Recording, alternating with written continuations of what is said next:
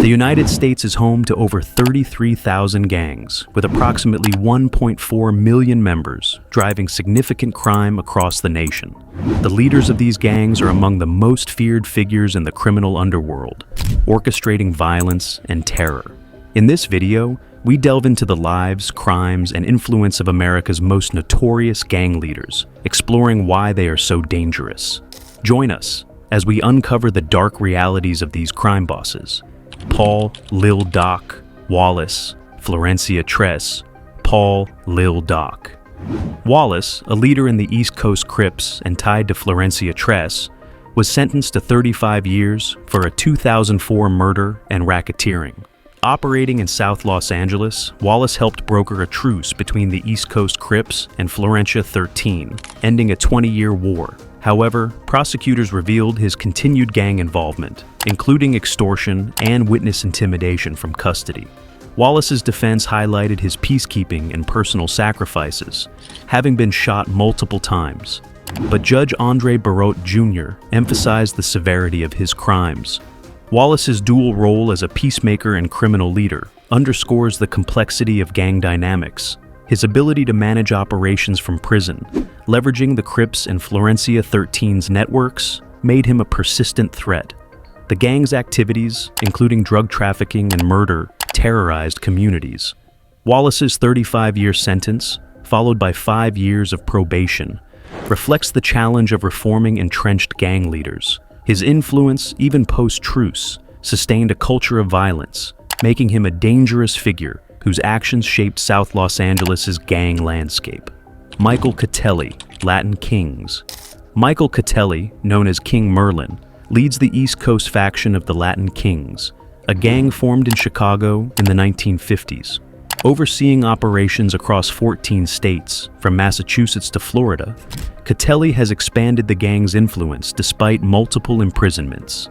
His ties to the Genovese crime family have transformed the Latin Kings into a more organized, mafia-like entity, engaging in robbery, assault, and murder.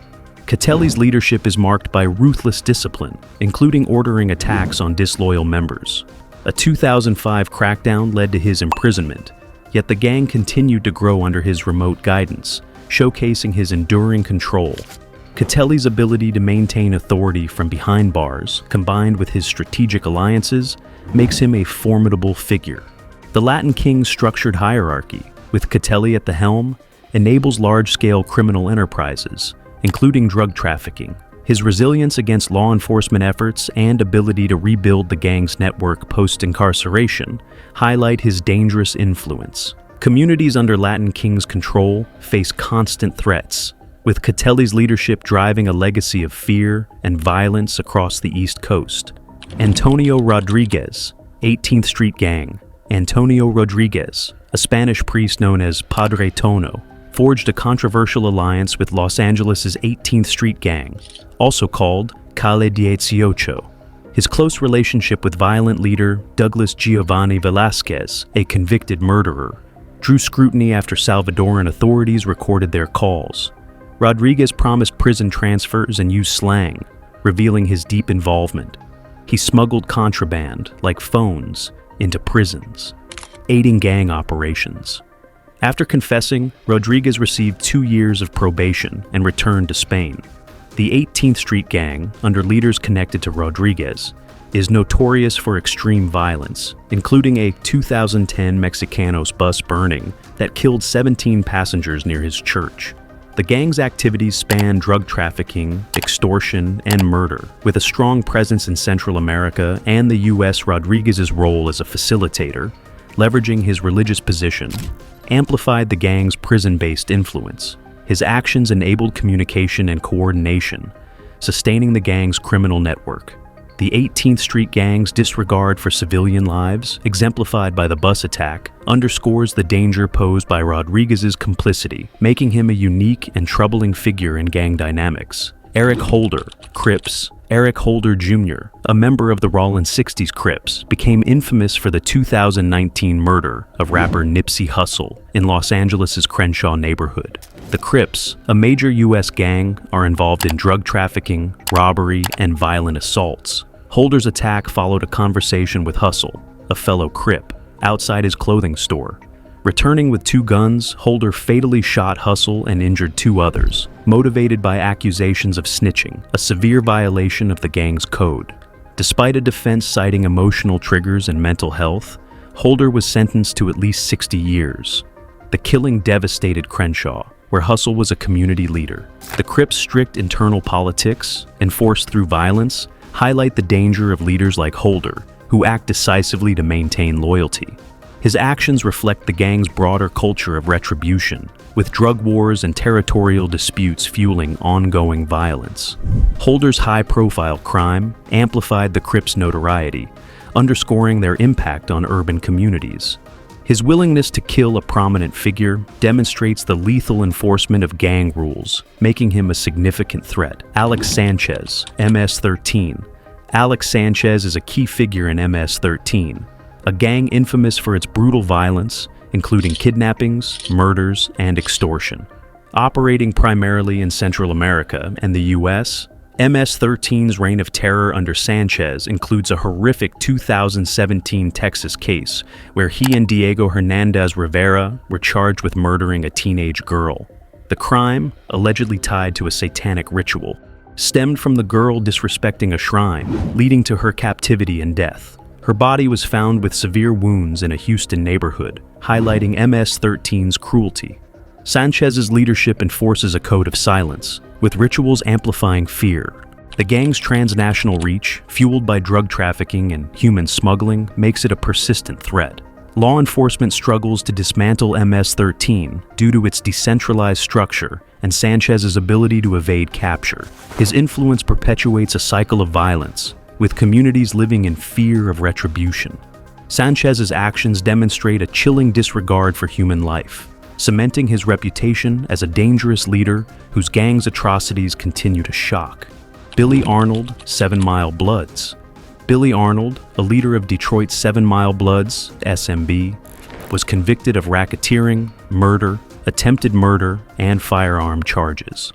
Operating in the Red Zone, zip code 48205, dubbed 4820-Die, Arnold fueled a deadly gang war starting with a 2014 murder. After a parole meeting, he killed a rival, sparking a feud that led to multiple shootings, including a 2015 attack that paralyzed a 15-year-old. Arnold's social media threats amplified SMB's violent reputation. The gang's control over Detroit's east side, between Gratiot Avenue and Kelly Road, created a climate of fear, with residents caught in crossfire. Arnold's reckless violence, targeting rivals and bystanders, devastated communities. His convictions reflect the SMB's broad criminal scope, from drug trafficking to extortion. Despite incarceration, Arnold's influence lingered, with the gang continuing its operations. His leadership style, marked by brazen attacks and public posturing, made him a central figure in Detroit's gang violence, posing a significant threat to public safety and highlighting the challenges of breaking gang cycles in urban areas. Alfredo Uwa Munoz, Barrio Azteca. Alfredo Uwa Munoz, a 37-year-old from Ciudad Juarez, Mexico, was sentenced to 10 years for a 2012 hostage-taking conspiracy tied to the Barrio Azteca gang. Operating along the U.S.-Mexico border, the gang engages in human trafficking, extortion, and drug smuggling. Munoz, with Ricardo Santos Noria and Luis Roberto tradesman Mesa Maran, held 3 undocumented migrants hostage in Vado, New Mexico, confiscating their phones and demanding ransom. Acting under Eduardo Padrino Solano Garcia's orders, Munoz threatened the hostages with death, communicating with their families to secure payments. The migrants were released after ransom was paid, leading to Munoz's arrest. Barrio Azteca's cross-border operations make it a significant threat, with Munoz's role showcasing the gang's exploitation of vulnerable populations. His involvement in coordinated hostage-taking reflects the gang's structured criminal enterprise, driven by profit and fear. Manuel Cricket Medrano, Mexican Mafia. Manuel Cricket Medrano, a former high-ranking member of the Arizona Mexican Mafia, La M, was steeped in the gang's violent world, committing stabbings and other crimes. La M's influence spans prisons and streets, controlling drug trafficking and extortion. Medrano's loyalty was tested when gang members threatened his pregnant partner, prompting him to leave, a rare and dangerous choice. Exiting La M risked betrayal and retaliation, endangering his family.